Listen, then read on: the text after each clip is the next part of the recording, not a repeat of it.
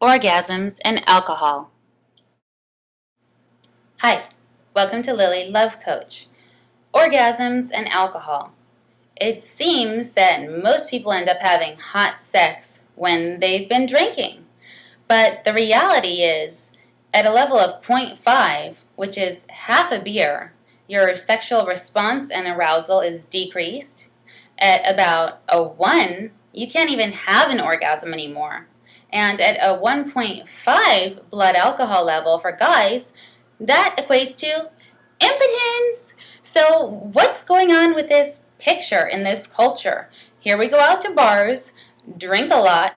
Oh, that doesn't even mention the whole beer goggle factor. I mean, come on, your perspective is majorly affected in terms of who you'd bring home and who you wouldn't.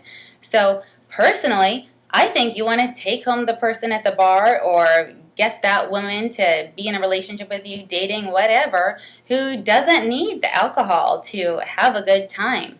You want somebody, I think, who's not completely inhibited and uptight and needs to throw back a ton of booze to have a good time sexually, or be seen naked, or just let loose and, become that porn star for the hour that you want. Or don't, but, for an hour, it's fun.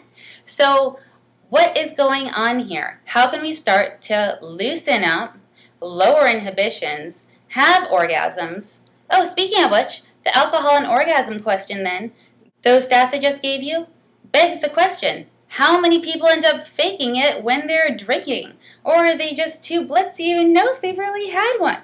But biologically, seriously, the body is not responsive. So how do we break through these inhibitions, and why does alcohol do it?